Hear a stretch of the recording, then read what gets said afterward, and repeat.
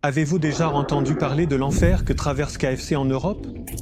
Un scandale lié à l'utilisation de viande avariée qui secoue la République tchèque et qui a poussé la chaîne à fermer tous ses établissements au Danemark. Zkažené a zapáchající maso mělo zákazníkům podávat KFC v Česku, a to nikoliv ojediněle, ale systematicky. C'est l'un des plus grands scandales alimentaires de ces 10 dernières années. Les reportages du journaliste qui a révélé toute l'affaire ont déjà accumulé 1,5 million de vues. Les médias et les youtubeurs réactifs ont ajouté encore des millions de vues. D'un point de vue commercial, ça me paraît totalement de la science-fiction que le détenteur de la licence, AmRest, l'exploitant local qui, en 30 ans, a fait de KFC la deuxième plus grande chaîne de restaurants de toute la République tchèque et systématiquement vendu de la viande avariée au moins depuis 2018. Já jsem do KFC nastoupila v roce 2018, jako prostě to prodej, jinak je to stáhnu z výplaty nebo přijdeš prostě o práci. Les témoignages publiés, exclusivement d'anciens salariés, sont certes graves, mais au total, ils n'étaient que 8 à s'exprimer dans les 3 reportages. Le propriétaire de ces restaurants, la société AmRest, a dû employer au moins des dizaines de milliers de personnes au fil des années. Donc, si vous mettez ça dans un graphique en camembert, ça vous donne 0,1%. On peut encore défendre l'idée qu'il s'agissait peut-être de quelques cas individuels de personnes qui ont été licenciées et n'ayant pas reçu une certaine prime, veulent maintenant se venger. Don't say revenge. Don't say revenge. Revenge? En ce qui concerne les contrôles, sur les 70 interventions que l'inspection a effectuées chez KFC au cours des 8 premiers mois de cette année, aucune n'a révélé de viande avariée. 9 autres infractions ont été découvertes, dont 2 concernaient des aliments non conformes. Mais même dans ces cas-là, la sécurité n'aurait pas été compromise et il s'agit d'une infraction qui malheureusement se produit couramment dans des dizaines d'autres établissements. Je préfère même ne pas savoir dans combien de restaurants où je commande, ce serait pareil. En ce qui concerne les personnes ayant des problèmes de santé, elles ne sont pas rares non plus. Les réseaux sociaux en sont pleins, mais encore une fois, si on regarde ça purement statistiquement, AmRest affirme qu'elle sert 75 000 clients par jour. A každý den v nich obsloužíme 75 000 zákazníků. Multipliez ça par 365 et vous verrez qu'en un an, cela fait plus de 27 millions de repas. Donc, même si leur nourriture ne convenait pas aux gens dans des dizaines de cas, par exemple parce qu'elle est trop épicée, trop relevée ou trop grasse, cela représenterait moins de 0,00001. 0,0% de cas problématiques. Et finalement, depuis l'éclatement du scandale, les contrôles n'ont trouvé jusqu'à présent qu'un seul établissement parmi plus de 130 KFC où la viande était périmée. Apparemment, l'équipe du soir n'avait tout simplement pas eu le temps de la jeter, mais elle n'était pas destinée à la vente. Donc, je ne sais pas, mais pour les besoins de cette vidéo, merci d'admettre l'alternative que c'était vraiment une erreur individuelle et un énorme concours de circonstances, que leur management, payé très cher, n'a pas perdu la tête, qu'il ne ment pas et ne joue pas avec la santé des clients. A to sebou přináší obrovskou odpovědnost, kterou rozhodně nebereme na lehkou váhu. Laissons ce genre de décision à des experts bien plus compétents que n'importe quel type habillé en violet. Ils sont sûrement déjà en train d'enquêter dessus. Ce que nous pouvons cependant très bien analyser, c'est leur communication de crise. Et pour obtenir un avis vraiment qualifié, j'ai invité dans cette vidéo un expert en gestion de crise médiatique, le propriétaire de l'une des plus grandes agences de communication de mon pays natal, la Slovaquie, Gabriel Todt. Je travaille dans la communication et les relations publiques depuis 15 ans, dont 10 ans en tant que porte-parole dans une entreprise, et maintenant, cela fait 5 ans que j'ai ma propre agence. J'ai demandé à Gabriel d'évaluer comment KFC a géré l'affaire, non seulement vis-à-vis des médias et du public, mais surtout envers les clients déçus. Et franchement, je vous le dis, il y a des gifles qui se perdent. Des centaines de gifles. C'est un exemple parfait de ce qu'il ne faut surtout pas faire. Quand une bombe atomique de ce genre vous tombe dessus dans le business, les manuels de communication de crise disent qu'il faut réagir vite, de façon transparente, dialoguer avec le public et faire preuve d'un maximum d'empathie. Un des principes clés de la communication de crise, c'est que c'est à soi de fixer l'agenda. On doit donc arriver avec une prise de position proactive et mettre la main sur la situation d'une manière ou d'une autre. Parce que si on ne le fait pas, on se retrouve sur la défensive et c'est justement l'adversaire ou l'autre partie qui décide de quoi on parle. Et vous savez ce qu'a fait AmRest? Comment elle a réagi à toutes ces accusations graves? Elle n'a rien fait du tout. Elle fait comme si ça n'existait pas. Elle n'a annoncé aucun audit externe, elle n'a commandé aucun contrôle approfondi par une organisation indépendante et respectée, elle n'a organisé aucune conférence de presse pour se présenter devant les médias. Elle aurait aussi pu inviter les journalistes directement dans la production, montrer comment elle forme ses employés, comment se déroule le contrôle qualité chez elle. Mais au contraire, Quand ces journalistes sont venus la voir, elle les a mis à la porte. Opustili náš prostor, takže jste to neautorizovaně a já nevím, co je to neautorizovaně. Toto je soukromý prostor, takže my jsme přišli, ale já nevím, s kým hovořím. En restant silencieux et en ne disant rien sur la situation, on laisse en fait l'autre camp prendre l'initiative et c'est pour soi la pire situation possible. Si ce qui apparaît dans l'espace public, ce qui s'écrit dans les médias et se raconte sur les réseaux sociaux se fait sans ses propres arguments, alors ce sont ceux de l'autre camp qui dominent. En fait, non seulement il a été viré, mais ce monsieur Global Development Director at Armrest a même engagé l'un des cabinets d'avocats les plus chers et les plus prestigieux de Tchéquie et une mise en demeure a été envoyée à ce journaliste. Le KFC tchèque, sur ses réseaux sociaux, où ont été publiés 25 posts en 30 jours avant le scandale, n'a plus rien publié depuis. Aucune explication, juste un pauvre administrateur anonyme qui copie-colle en boucle les mêmes réponses, disant que les contrôles n'ont rien trouvé et qu'ils ne manipulent pas la date de péremption de la viande. La rapidité de réaction est absolument essentielle. À l'ère des réseaux sociaux, où en quelques heures seulement une déclaration ou de la désinformation peut faire le tour des réseaux, même en réagissant après 3 jours, entre-temps tous les médias l'auront déjà relayé et tous les influenceurs en auront parlé. Et notre prise de position, en fait, n'intéresse absolument plus personne. Bref, tout est incroyablement lent, sans plan, amateur, indigne du prestige de cette marque. Et les gens se moquent d'elle, à juste titre, en disant que KFC n'a pas encore réagi parce que c'est encore tout frais. La cerise sur le gâteau, c'est que lorsqu'Armrest était en pleine tourmente, dans l'huile la plus brûlante, au moment où les sites d'actualité en parlaient le plus, la femme qui gère leur communication avec les médias est partie en vacances. I go to America!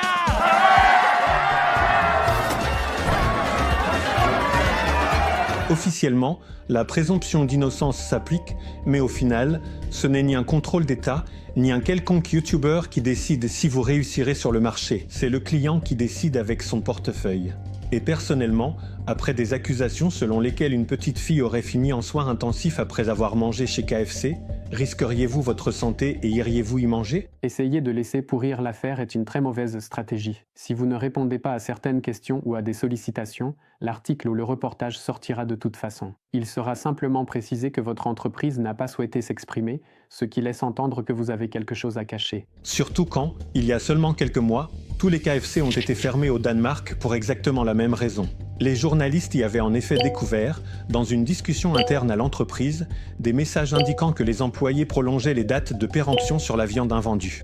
Les gars, mettez bien ça dans de la marinade épicée, ça masquera toute mauvaise odeur. Là-bas aussi, le franchisé local gérait les restaurants depuis près de 40 ans, et là-bas aussi, il trichait sur les ailes de poulet depuis des années. Le vieux colonel barbu de KFC doit se retourner dans sa tombe. Il est donc fort probable qu'Armrest fasse l'autruche parce qu'elle espère que ce scandale va s'essouffler, que dans quelques jours, plus personne ne s'en souviendra. Je considère cela comme une erreur fondamentale. Personne ne dit qu'il faut réagir à chaque bêtise ou à chaque petite mention négative de notre marque. Si c'est dans un groupe fermé, dans une bulle, et que ce n'est vu que par quelques dizaines de personnes, logiquement, en réagissant, on ne fait que donner de l'importance à la chose. Mais si on est dans une situation où la moitié du pays en parle et que notre cible en discute au quotidien, là, on ne peut plus se cacher. Vraiment, dans ce cas, il faut réagir très vite, très clairement, de façon compréhensible, et il faut affronter la situation de front. Alors, voyons un exemple de ce à quoi devrait ressembler une communication de crise. Au cas où, par malheur, vous vous retrouveriez un jour dans une galère similaire. Vous cliquerez sur cette vidéo et vous saurez exactement quoi faire. L'un des exemples les plus célèbres de gestion d'une totale catastrophe réputationnelle concerne le géant pharmaceutique Johnson & Johnson et leurs médicaments contre la douleur, le Tylenol. Extra strength Tylenol, aspirin free, and you can't buy a more potent pain reliever without a prescription. Jusqu'en 1982, le Tylenol n'était pas seulement le produit le plus vendu de toute l'entreprise, il représentait 19% de tous ses bénéfices, c'était aussi le médicament en vente libre le plus populaire partout aux États-Unis. 100 millions de personnes l'utilisaient, il détenait une part de marché de 37%, c'est dire à quel point il était populaire. Et puis, une crise monumentale a éclaté. Terrifying story today. A 12-year-old girl and 2 men who were brothers are dead after taking poison capsules of extra-strength Tylenol. Cette personnes sont mortes après avoir pris du Tylenol, y compris une fillette de 12 ans, parce qu'au lieu du médicament, les capsules contenaient du cyanure. Toutes les chaînes de télévision en parlaient. Les habitants étaient terrifiés, les autorités submergées de questions. We've been receiving calls about once every 15 seconds. Et personne, y compris le fabricant lui-même, ne savait ce qui se passait, s'il y avait eu une violation des règlements, une erreur à l'usine, ou si c'était intentionnel, si quelqu'un avait délibérément mis ce poison. Quoi qu'il en soit, Johnson & Johnson est passé d'une part de marché de 37% à seulement 7%.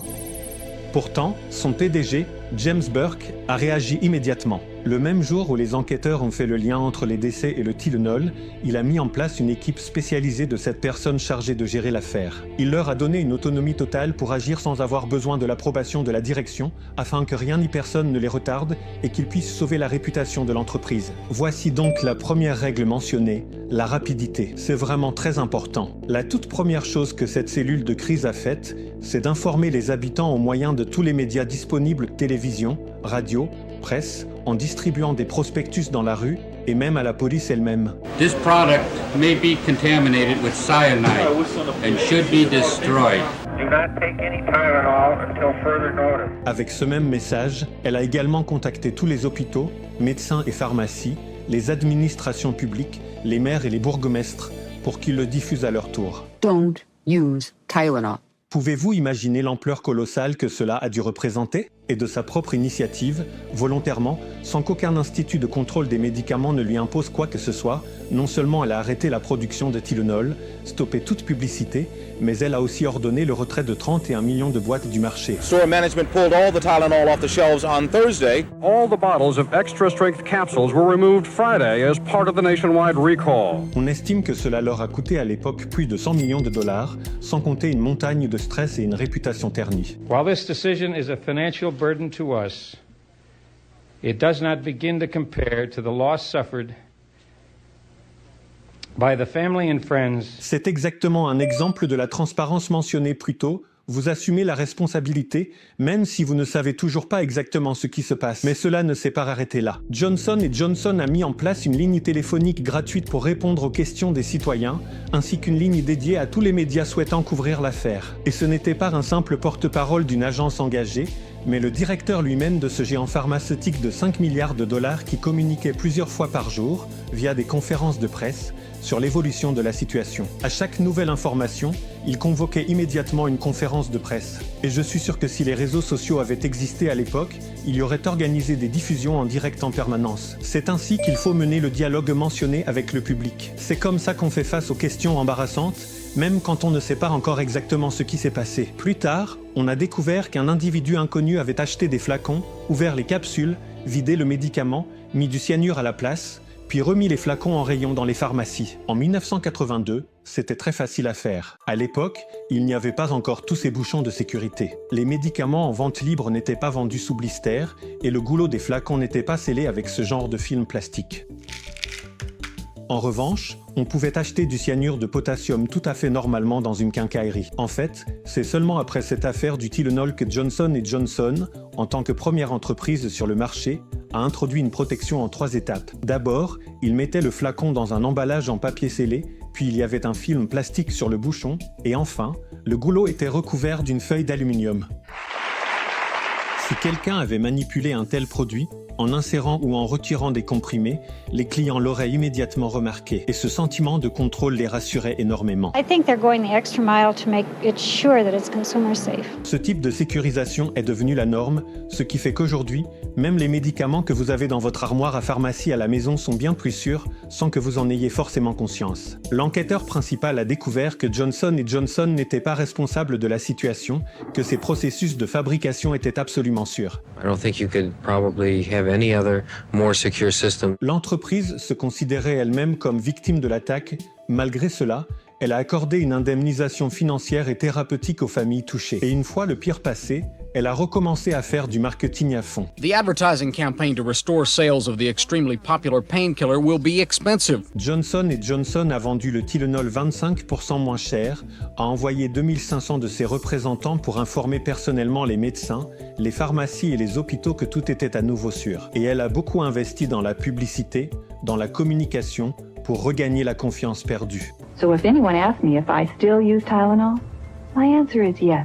Tylenol. You can trust our good name. C'est justement grâce à une telle communication de crise, gérée avec beaucoup de sensibilité, qu'elle n'a perdu la confiance ni du public professionnel, ni du grand public, ni des médias. Et ainsi, dès l'été de l'année suivante, elle a réussi à retrouver une part de marché de 30%, car les médecins eux-mêmes recommandaient à nouveau massivement ces produits. Look, last year, hospitals dispensed Tylenol 10 times more than the next 4 brands combined. Cette triple sécurité est même devenue une protection tellement recherchée, puisqu'elle renforçait tellement la crédibilité que toute la concurrence a commencé à la copier, aussi bien les fabricants de médicaments que les producteurs alimentaires. Everything from food products to pharmaceuticals were favorably affected. En effet, la prochaine fois que vous ouvrirez une nouvelle bouteille de ketchup ou un nouveau flacon de bain de bouche, pensez à ce Tylenol.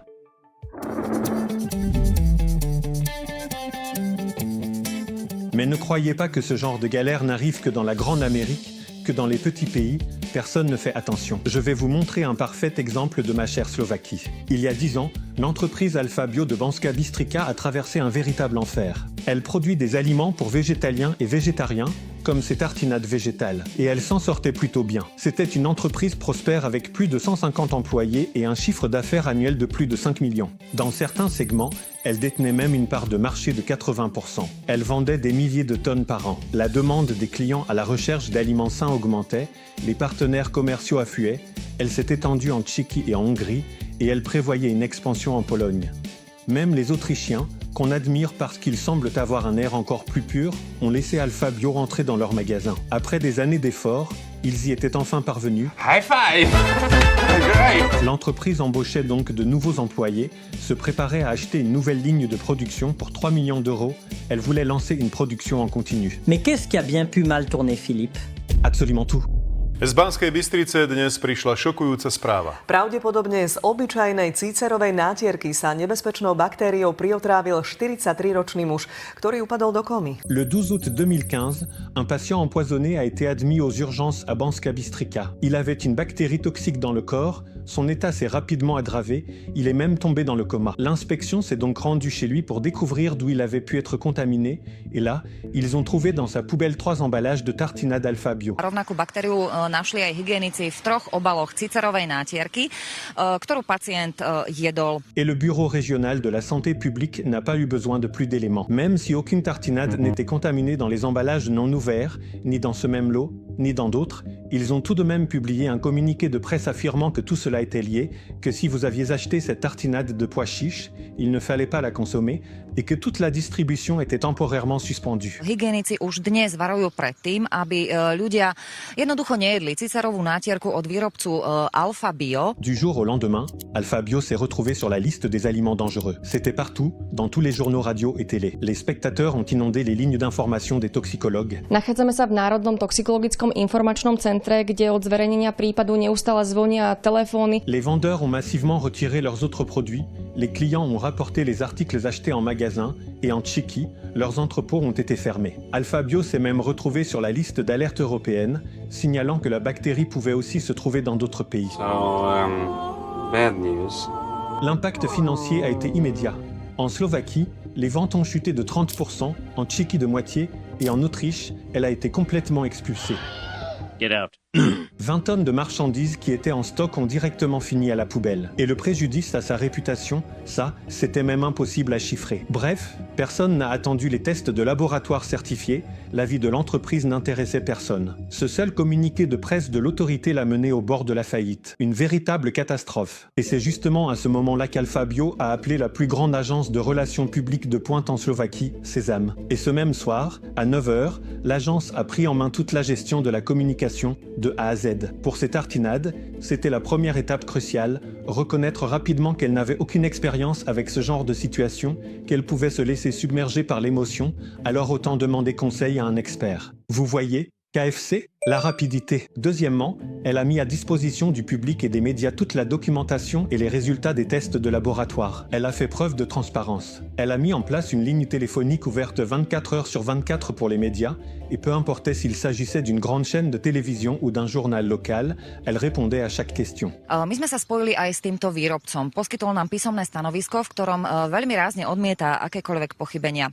Hovorí, že výrobné záznamy tejto šarže už preverila potravinová správa a nezistila žiadne pochybenia. Elle a contacté tous les commerçants, expliqué la situation qui se déroulait et en a assumé la responsabilité. Elle a également envoyé dans les points de vente ce genre de lettres, dans lesquelles, au nom du directeur lui-même, elle informait les clients qu'aucune bactérie n'avait été trouvée dans aucune tartinade. Mais malgré cela, elle a retiré des lots médiatisés de la vente. Si vous en aviez acheté, vous pouviez les rapporter. Voilà la transparence. Cher KFC, c'est ça la vraie transparence. Et puis, 2 semaines plus tard, la même autorité responsable a reconnu qu'aucune bactérie n'avait été trouvée dans les tartinades fermées, que ce n'était pas ça qui avait rendu ce type malade, et qu'Alpha Bio était totalement innocente dans cette histoire.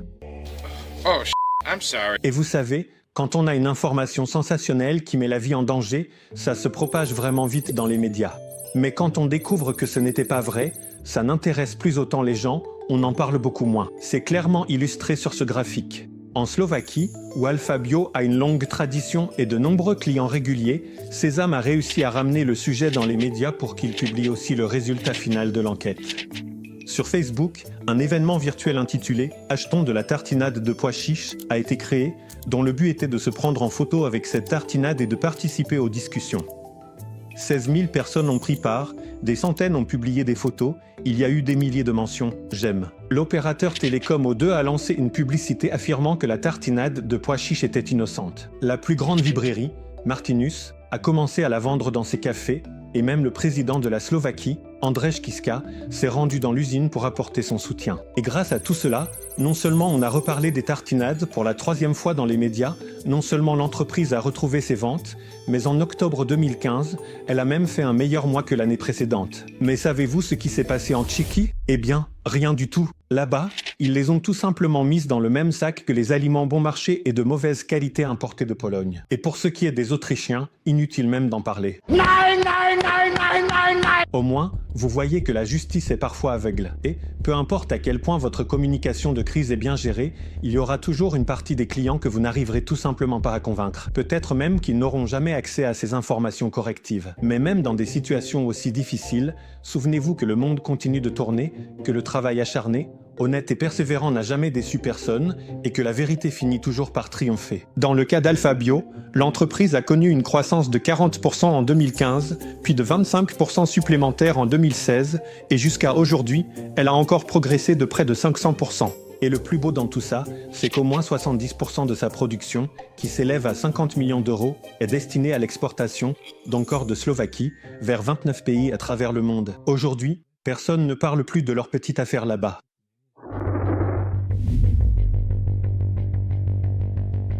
Avec les exemples du Tylenol et des tartinades Alpha Bio, on a bien vu que même si vous n'êtes pas en faute, malheureusement, c'est votre réputation qui sera entachée et c'est vous qui en subirez les conséquences. Cependant, dans le cas d'Amrest, ce sera bien pire s'ils ont réellement commis cette erreur et qu'au lieu de la corriger, ils font l'autruche. La stratégie de l'autruche, c'est-à-dire ne rien faire et espérer que le scandale passe tout seul, est vraiment mauvaise. Au contraire, il faut y faire face directement. Tout d'abord, il faut reconnaître son erreur, expliquer ce que l'on va faire, comment on va indemniser les clients ou les consommateurs lésés, et enfin, quelles mesures seront prises pour que cela ne se reproduise plus jamais. Cette stratégie peut être douloureuse à court terme, mais sur le long terme, elle est absolument essentielle. Donc, plus vous faites l'autruche face aux problèmes et plus vous refusez d'admettre quoi que ce soit pour éviter que le KFC principal ne vous retire la licence, plus vous jetez de l'huile sur le feu.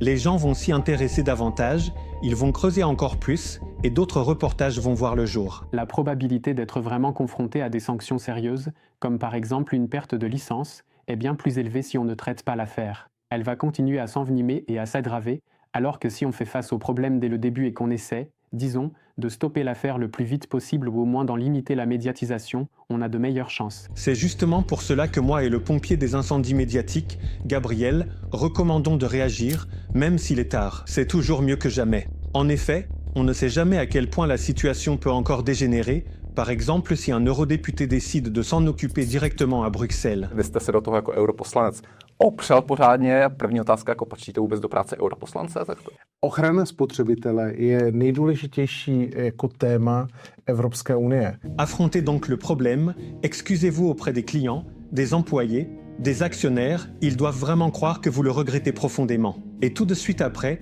dites-leur quelles mesures vous allez prendre pour non seulement résoudre cette erreur, mais aussi pour qu'elle ne se reproduise plus jamais. Oui, nous savons où était le problème, nous avons renvoyé cette personne, nous en avons embauché une autre, nous avons contacté les services d'hygiène, effectué des contrôles dans tous nos établissements et mis en place 3 nouveaux processus pour contrôler la livraison et la qualité de la viande. Vous comprenez où je veux en venir ? Vous avez besoin d'un nouveau départ, d'une seconde chance. Après tout le monde fait des erreurs. Nous avons vu un cas similaire ici en Slovaquie, où nous, en tant qu'agence, avons directement géré une sorte d'affaire ou de crise dans une usine agroalimentaire. Il s'agissait du fait qu'une bactérie avait été découverte dans l'un de ces produits, ou du moins qu'il y en avait une quantité non autorisée. Au fait, ici Gabriel ne parle pas de la tartinade de pois chiches, mais d'une autre affaire concernant aussi une marque connue. Heureusement, la situation était telle que l'usine s'est rendue compte que c'était quelque chose de grave, alors elle a vraiment arrêté la production, elle a fait venir une entreprise d'Allemagne spécialisée dans la désinfection des sites de production, l'usine est restée fermée pendant 3 jours,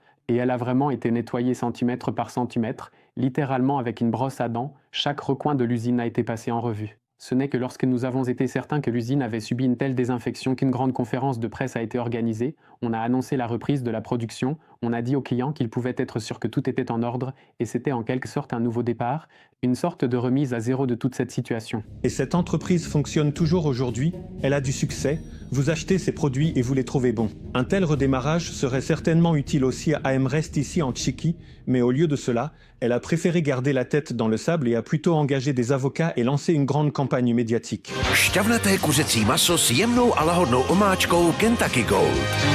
Pouze nyní v KFC. Oui, j'y cours tout de suite, c'est sûr. Maman, démarre la voiture.